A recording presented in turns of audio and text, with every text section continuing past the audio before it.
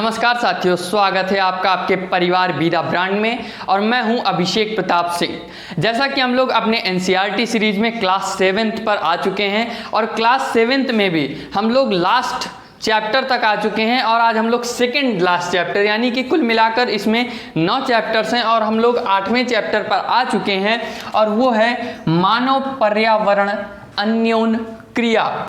अन्योन क्रिया का अर्थ क्या है? अन्योन क्रिया से अर्थ आप ये लग सकते हैं कि जैसे कोई मानव और पर्यावरण के मध्य किस प्रकार एक दोनों दूसरे पर आश्रित होते हुए दोनों का संचालन कैसे हो रहा है। अन्योन क्रिया यानी अन्य के ऊपर एक दूसरे का जो क्रिया हो रही है, ठीक है, यानी प्रकृति पर मानव के जो कृत्य हैं उसका प्रभाव और मानव के ऊपर प्रकृति का जो प्रभाव पड़ रहा है वही है मानव पर्यावरण अन्योन क्रिया। फिर इसके अंतर्गत हम लोग उष्णकटिबंधीय एवं उपोष्ण प्रदेश को जानेंगे। जैसा कि मैंने आपको बता रखा है कि जैसी हमारी पृथ्वी कैसी है, पृथव्याकार है और ये क्या है, भूमध्य रेखा है, 0 डिग्री भूमध्य रेखा है। उष्णकटिबंधीय रेखा कहाँ होती है? 0 डिग्री से 23.5। उष्णकटिबंधीय एवं उपोष्ण क्या होते हैं? 23.5 से 66.5 के मध्य होते हैं। तो कुछ इस प्रकार से उपोष्णकटिबंधीय एवं उष्णकटिबंधीय के बारे में हम लोग जानेंगे। उष्णकटिबंधीय में भूमध्य रेखा के 10 डिग्री उत्तर एवं 10 डिग्री दक्षिण के मध्य के भाग को 10 डिग्री उत्तर एवं 10 डिग्री दक्षिण अक्षांश, ठीक है, अक्षांश के मध्य के भाग को भूमध्य सागरीय प्रदेश कहते हैं। यानी कि ये हमारी पृथ्वी है, ये 0 डिग्री भूमध्य रेखा है और यहाँ से 10 डिग्री उत्तरी अक्षांश और 10 डिग्री दक्षिणी अक्षांश, नॉर्थ एंड साउथ, ये जो एरिया है ये क्या है आपका?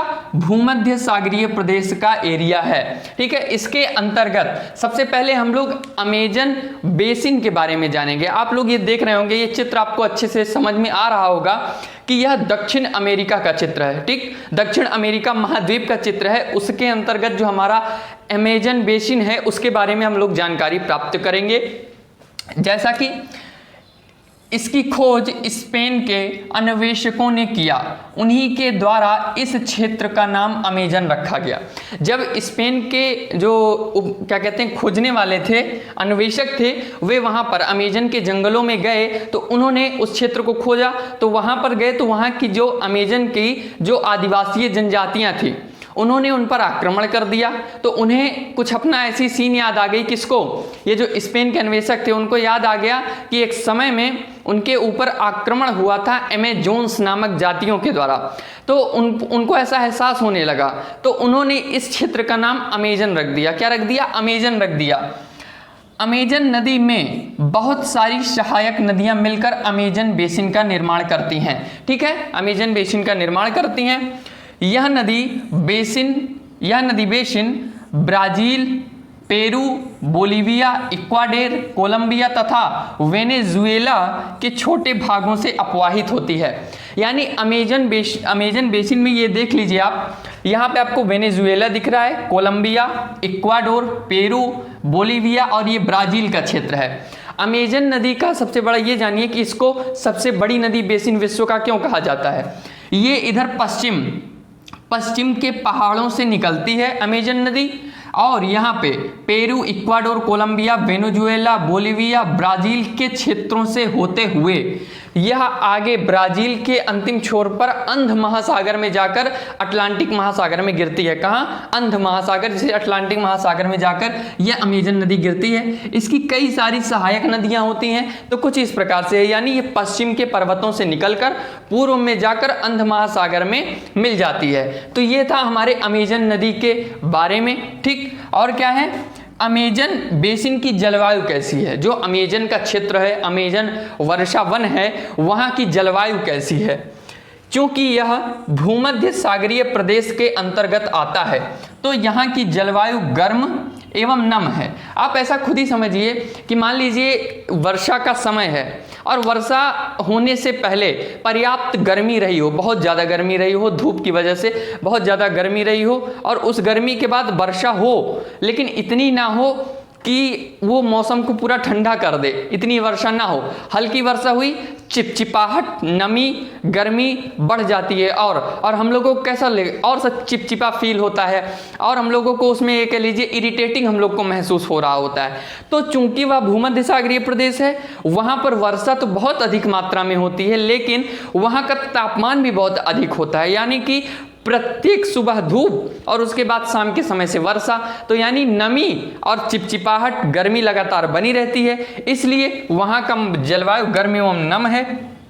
यहाँ की जलवायु मानव स्वास्थ्य के लिए प्रतिकूल है। मैंने आपको बताया कि लगातार आप अगर नमी गर्मी वाले मौसम में रहते हैं, चिपचिपाहट होती है, तो खुद को बड़ा इरिटेटिंग सा महसूस होता है कि बड़ा घटिया मौसम है इस तरह से, तो हम लोग को ऐसा फील होता है। उसमें कई सारी बीमारियां भी फैलना ज़्यादा होती हैं, उनमें संक्रमण का डर ज़्यादा होता है। तो कुछ इस प्रकार से वहाँ की जलवायु प्रतिकूल भी होती है। शरीर में चिपचिपाहट महसूस होती है। दिन का तापमान उच्च एवं आर्द्रता अत्यंत उच्च होती है। क्यों? दिन का तापमान, भूमध्य सागरीय प्रदेश है, धूप यानी सूर्य का प्रकाश सीधे यहाँ पर सबसे पहले पड़ेगा, ठीक है। और अत्यंत आर्द्रता, जब भाई सूर्य का प्रकाश होगा, जल का वाष्पीकरण होगा, तो आर्द्रता भी तो अधिक होगी, तो अत्यंत उच्च होती है। रात्रि में तापमान अवश्य कम होता है, परंतु आर्द्रता वैसी ही रहती है। रात्रि का समय है, कुछ ही तो समय मिला, उतनी देर में जब तक तापमान कम हुआ, लेकिन आर्द्रता उतनी ही रहती है। फिर सुबह से वह प्रक्रिया शुरू हो जाती है। तो अब हम लोग अमेजन बेसिन के वर्षा वन के बारे में जानकारी प्राप्त कर लेते हैं। जैसा कि आपको पता है, जो भूमध्य सागरीय क्षेत्र में अमेजन पूरे विश्व में अपने जैविक एवं पौध विविधता के लिए बहुत ही ज़्यादा प्रसिद्ध है, तो उसके बारे में हम जानकारी प्राप्त कर लेते हैं। वर्षा वन, अत्यधिक वर्षा के कारण यहाँ वन बहुत सघन है, इतने की पत्तियाँ एवं शाखाओं से छत सी बन जाती है, जिसके कारण सूर्य का प्रकाश धरातल पर नहीं पहुँच पाता है। यानी कि यहाँ पर जो पेड़ हैं या फिर ये कह लीजिए जो वृक्ष हैं, शाखाएं हैं या विभिन्न प्रकार की जो वनस्पतियाँ हैं, चूँकि यहाँ का मौसम अत्यंत गर्म है, गर्म होने के कारण सूर्य का प्रकाश पर्याप्त मात्रा में प्राप्त हो रहा है, तो उनका फोटोसिंथेसिस यानी प्रकाश संश्लेषण की प्रक्रिया भी हो रही है, उनका भोजन उत्पादन दर भी अधिक है, और चूंकि पर्याप्त मात्रा में जल भी प्राप्त हो रहा है, तो उसके कारण इनका विकास अति चरम स्तर पर अपने होता है। और ये कुछ प्रकार से एक दूसरे से गुथी हुई होती हैं, ऐसे कनेक्टेड होती हैं, जिनके कारण ये एक छत सा स्वरूप बना लेती हैं, और उसके कारण जब जो क्षेत्र होता है वहाँ पर सूर्य का प्रकाश भी नहीं आ पाता है, जिसके कारण वहाँ की जो भूमि होती है वो सदैव दलदली बनी रहती है। यहाँ वही वनस्पतियाँ उग सकती हैं जिनमें छाया में उगने की क्षमता होती है। अब भाई जो पेड़ हैं उनको फोटोसिंथेसिस के लिए उतनी पर्याप्त धूप नहीं मिलेगी, जैसे आप कहावत भी सुनते होंगे कि बड़ा बरगद अपने नीचे किसी पेड़ को उगने नहीं देता है। दरअसल वो कहावत अवश्य है, लेकिन उसका साइंटिफिक रीजन ये होता है, क्योंकि बड़ा वृक्ष है, छाया की वजह से छोटा वृक्ष उसके नीचे है, उसको प्रकाश उस मात्रा में प्राप्त नहीं होगी, तो उसका फोटोसिंथेसिस की प्रक्रिया भी नहीं होगी और उस वृक्ष का या फिर उस पौधे का विकास भी नहीं होगा। तो ये उसका साइंटिफिक पक्ष होता है।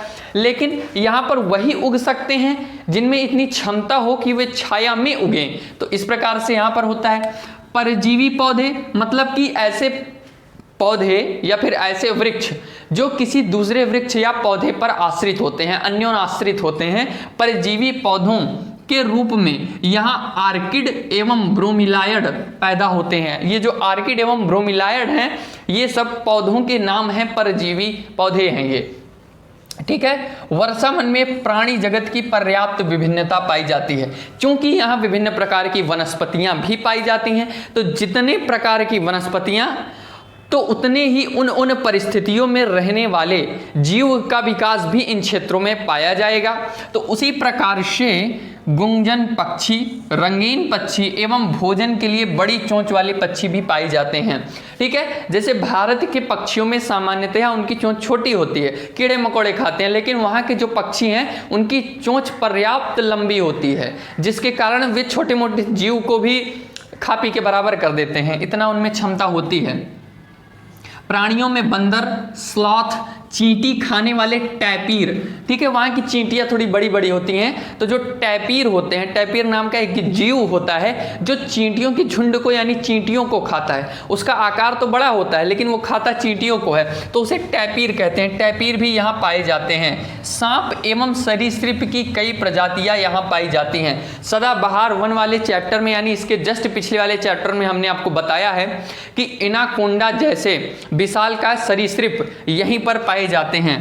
मगरमच्छ, अजगर, एनाकोंडा एवं बोआ आदि यहीं पर प्राप्त होते हैं।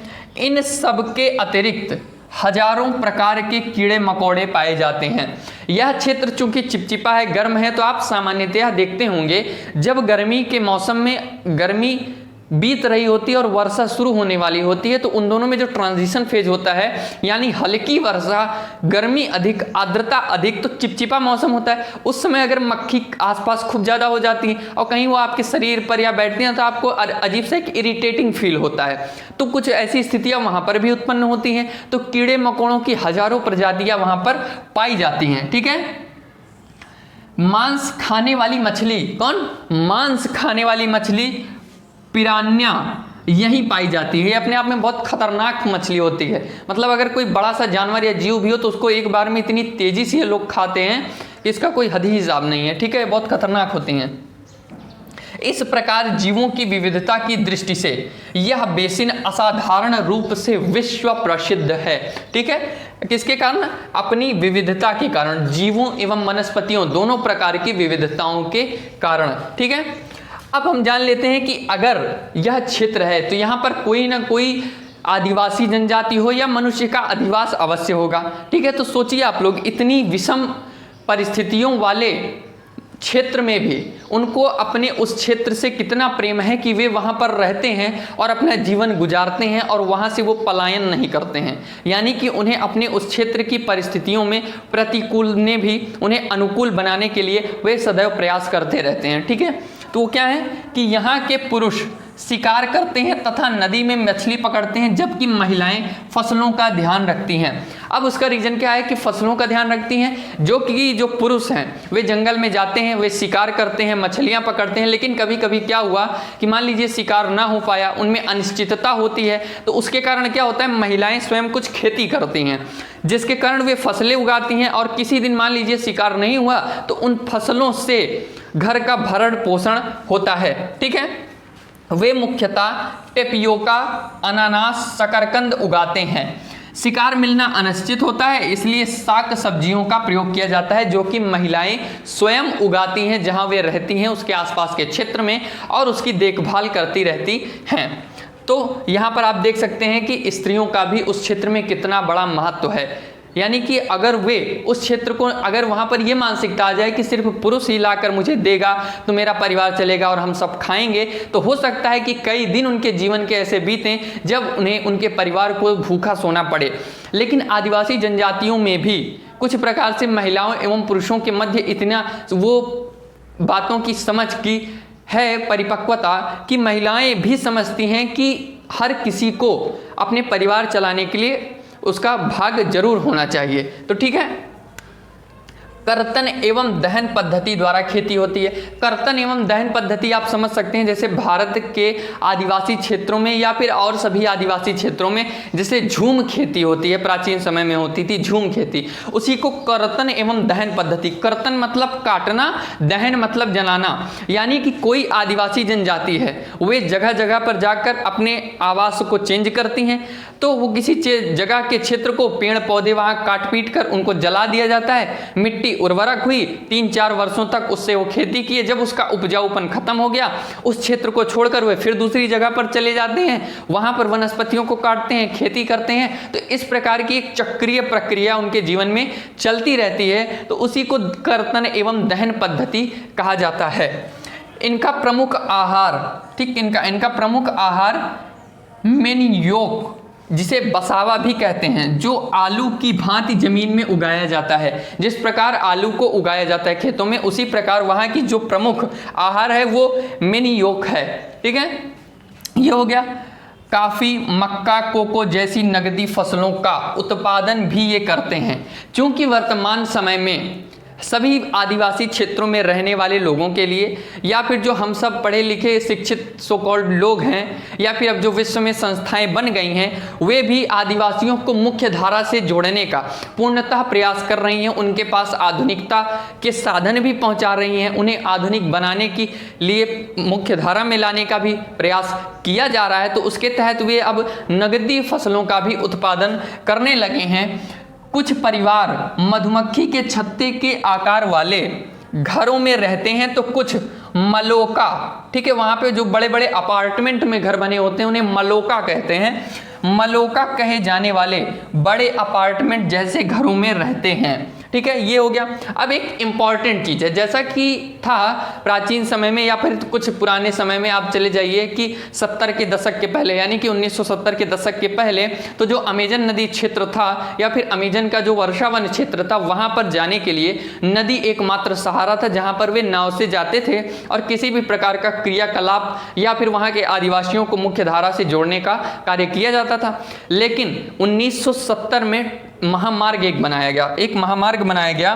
पुराने समय में वन के अंदर पहुंचने का एकमात्र साधन नदी था, परंतु 1970 में ट्रांस अमेजन महामार्ग बनने से वनों के हर भाग तक पहुंचना आसान हो गया। ये जो महामार्ग बनाया गया है, ये पूरे अमेजन बेसिन क्षेत्र में बनाया गया है, जिससे अब उसके किसी भी क्षेत्र में पहुंचना काफी आसान हो गया है। लेकिन आप ये समझ सकते हैं कि यहाँ पर हम एक तरफ चर्चा कर रहे हैं कि अमेजन क्षेत्र अपने आप में अत्यंत सघन है, लेकिन मनुष्य तो मनुष्य के बुद्धि जितना कॉम्प्लेक्स क्या हो सकता है, जितना उसकी नसें उलझी हुई हैं उतना तो वो जंगल भी उलझा हुआ नहीं है।